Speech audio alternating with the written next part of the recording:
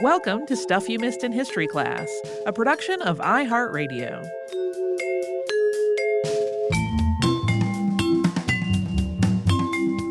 Hello, and welcome to Casual Friday. I'm Holly Fry. I'm Tracy V. Wilson. This Casual Friday is a little bit of a mix. It doesn't feel entirely casual because on the one hand, we're talking about architecture and historical changes to buildings, and on the other, we're talking about our nation's very deep roots in the institution of slavery, which is not so casual and is an important topic. So we'll cover the first part first. This was just going to be gardens. Yeah, I really think.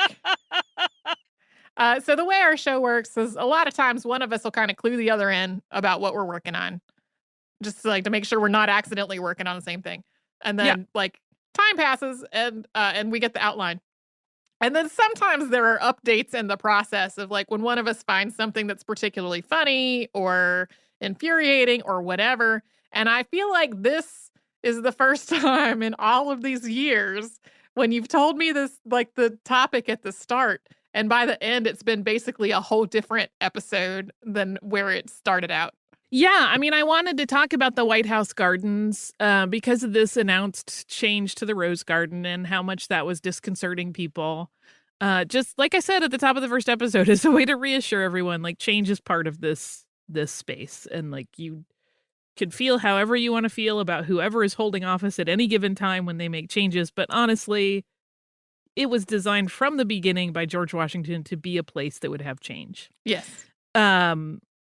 I'm suddenly feeling very much the way that people feel when Disney changes things in Disney parks. Oh, yeah. And then there's a big argument about how Walt always wanted everything to be changing and whether or not we were dishonoring that. Very different, though, because it is our nation's history. Right.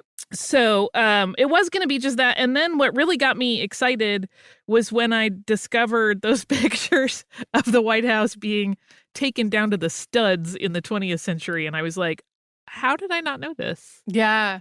Not that it was just like a renovation. They didn't just like strip a room. The whole thing was taken down to nothing. Yeah, I have trouble conceiving of this because like I had a home that had to be gutted down to the studs after a water pipe broke and a whole ordeal happened. And just being inside that space, which was a very modest little 1-bathroom, 3-bedroom ranch house, just being in that space gutted down to the studs was weirdly mind-bending. It's so, super like, weird. Like the White House down to the studs. What? How does that even work? Yeah, it's super duper weird. It just occurred to me, I have never asked you if you have spent any time in the White House. Not since I was a child. So listeners may remember some time back, we did an episode about the Declaration of Sentiments, where we did an interview there to talk about this lost document at their invite. And so I got to spend some time in the White House and like see the press room and be in some of their conference rooms. And the one I had done tours before, but the one takeaway I had from being in those spaces was how much tinier they were than I ever thought they were going to be. Which then makes this really, really interesting because looking at it all completely gutted, it just looks like a giant cavernous massive structure. And I'm like, oh, but once it's partitioned, it feels quite small in many ways, which is just fascinating. So that was how I got really interested in the architecture and how it had shifted. And especially once I discovered that the buttressing plus the attic shift is really what caused like very serious discussions of like, should we condemn this building and move on? Yeah. Which is pretty interesting to me. But then, of course, as I said, when you start to look at really what was driving a lot of the construction in terms of labor force, you have to acknowledge that this was, as Michelle Obama said, like a house built by slaves. There is another interesting aspect to this story that came up in the discussion in an article that I was reading about John Quincy Adams. And that whole sort of tricky, nuanced examination of his connection to enslavement and having enslaved people living in his house. And one of the things that was interesting that I had not thought about, and it does not in any way, let me be super duper clear, excuse the practice of using enslaved labor. But one thing that came up was the fact that at this point, the president had to pay out of pocket for all staff. Oh, yeah. It was not like a federal budget line.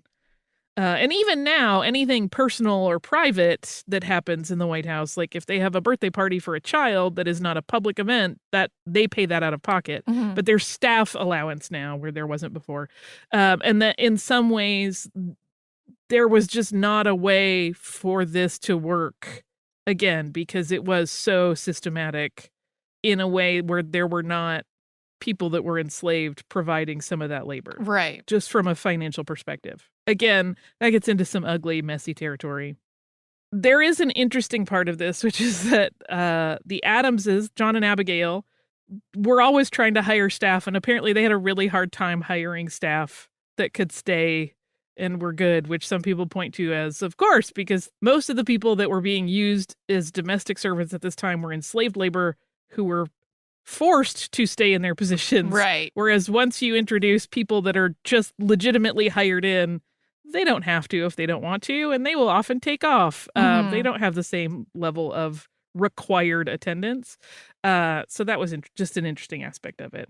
Anyway, the White House. Yes, it is iconic, but it is not sacred. Can we have a Hamilton digression? It's related. Sure. So, first of all, before anybody sends angry emails, I love Hamilton deeply.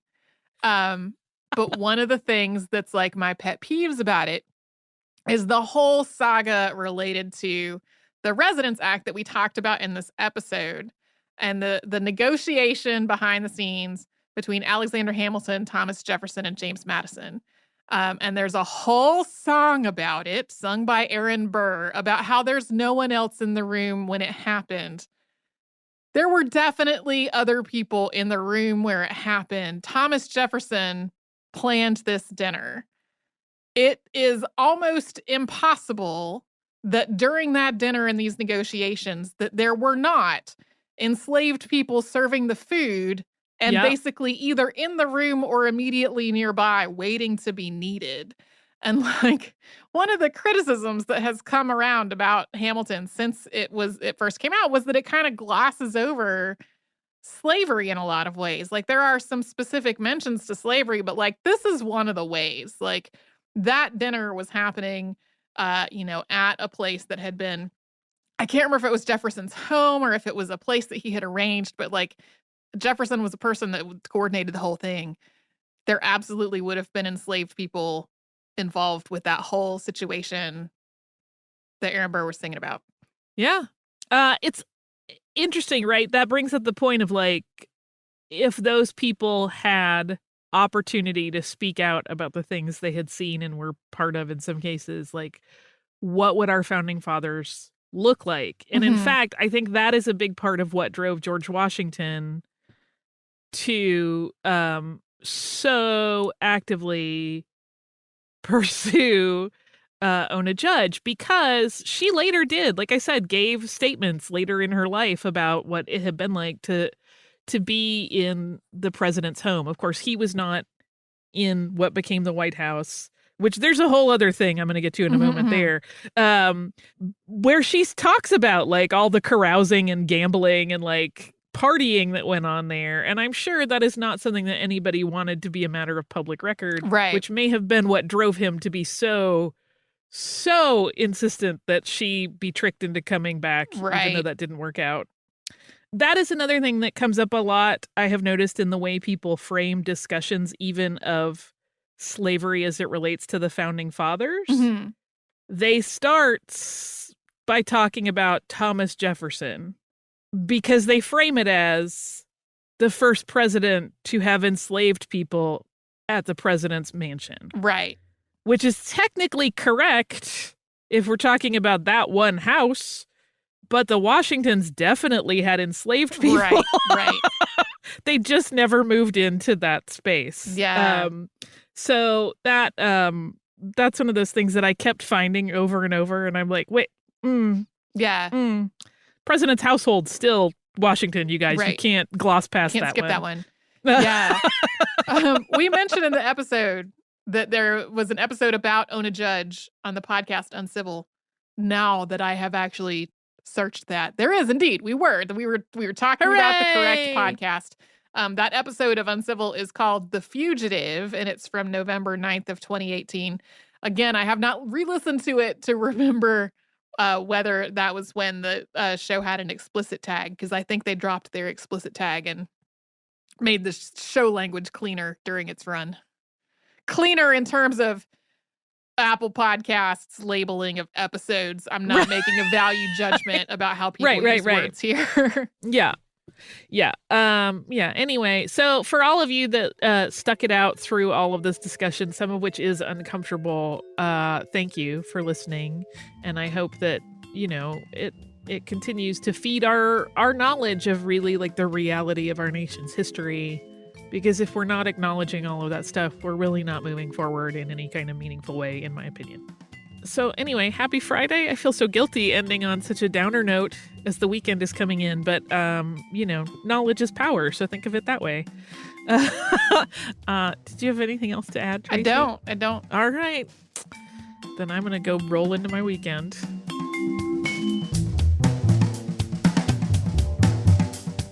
Stuff You Missed in History Class is a production of iHeartRadio. For more podcasts from iHeartRadio, visit the iHeartRadio app, Apple Podcasts, or wherever you listen to your favorite shows.